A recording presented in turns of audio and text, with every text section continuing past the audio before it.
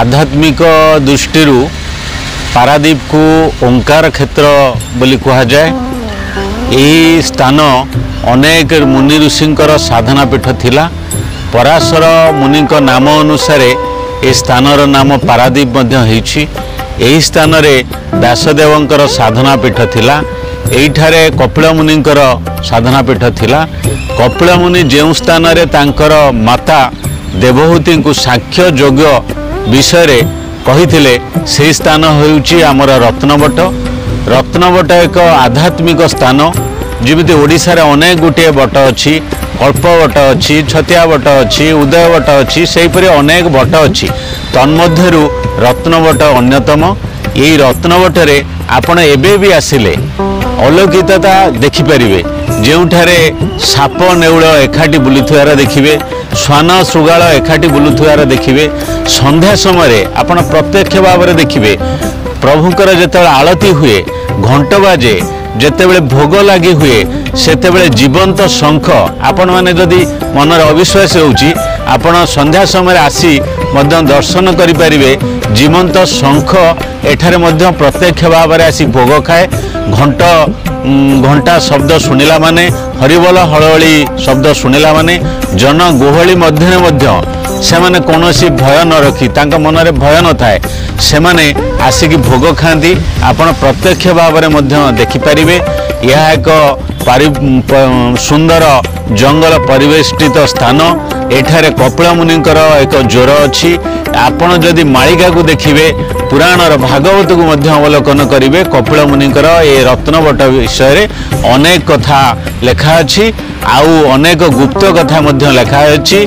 एपरिक लेखा जाइछि सृष्टि प्रलय जेतेबेले हबो सेतेबेले एठारे गुप्त भाव में थिबा साधु सन्यासी माने पुनर्बार देह धारण करी आसिबे एवं ये संसार को रक्षा करिवार उपाय मध्य से चिंता करिवे। एठारे अनाहुति ध्वनि बा अग्नि केबे निर्वापित हुए नहीं। आपण एठी यज्ञ कुंडरे देखिबे कि दिन राति कि झड़ तोफान ये कुंडरे सबले अग्नि केबे निर्वापित हुए नहीं, सबुबले प्रज्वलित थाए। यह एक प्रसिद्ध आध्यात्मिक पीठ। ए परिवेश को आपण जदि आसिबे थरे आपण को सते लागिबो जे आमे ये कलिजुग नुह, त्रेतया जुग नुह, आमे सत्य युगरे मध्य एठारे प्रवेश करिछु। ए परिवेश को देखिले जेतेबेले आपण देखिबे साप नेउल एकाठी बुलुचंती, सुगाल श्वान एकाठी बुलुचंती, एठी जीवंत शंख भोग खाउची। ए परिवेश मध्य अति सुंदर लागिबो। ए आश्रम को मध्य आपण मानकु समस्त को निमंत्रण आपण आसी अवलोकन करंतु। ये स्थानर किपरि उन्नति हेबो आमे राज्य सरकार को, बंदर प्रशासन को, पौर प्रशासन को, जिला प्रशासन को मध्य आमे अनुरोध करुचु ये प्रसिद्ध आध्यात्मिक पीठर उन्नति पाई किछि करिबा को अनुरोध करुचु। साधारण जनसाधारण मान अनुरोध करुचु या प्रति दृष्टि दियंतु, नहले या सेही परि भाबे अवहेलित भाव रही जीवो एवं लोकलोचन को सहजरे आसी परिबो नाही। आपण आसिले पारादीप 18 बांकी सीधा नेहरू बंगला को गले। नेहरू बंगलार अल्प अनति पहुँचवा पूर्वर फिशिंग हार्बर पूर्वर अल्प बाट पूर्वर बाम पटे गोटे छोटिया सरु रास्ता अच्छी। से जंगल भितर को गले रत्नवट नाम एक बट अच्छी। से स्थान रे आपण को एक शांतमय परिवेश अनुभव हम। से स्थान रे आपण प्रभुंकर दर्शन करें।